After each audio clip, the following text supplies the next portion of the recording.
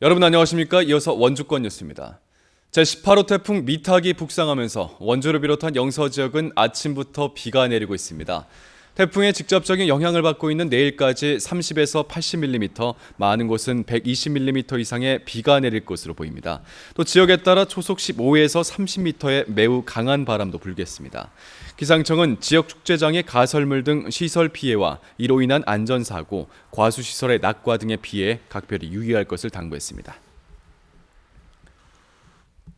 지난해 원주의 한 공장에서 발생한 폭발 사고로 베트남 근로자 2명이 숨지고 2명이 크게 다쳤는데요.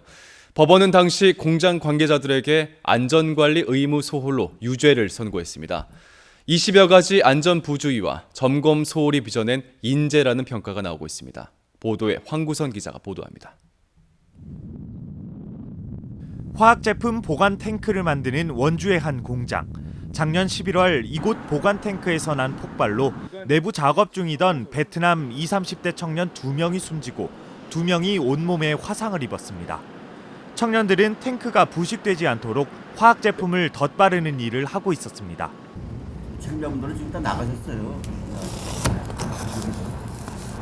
부자가 틀리기 때문에 안 오는 분들 별로 없어요.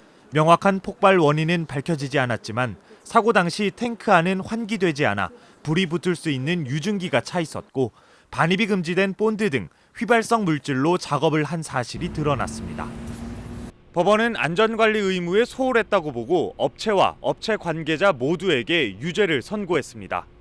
재판부는 현장 감독자였던 공장 생산팀 A 계장에는 금고 6개월에 집행유예 1년을, 공장 안전관리 책임자였던 B 본부장에 징역 1년에 집행유예 2년을 선고했습니다.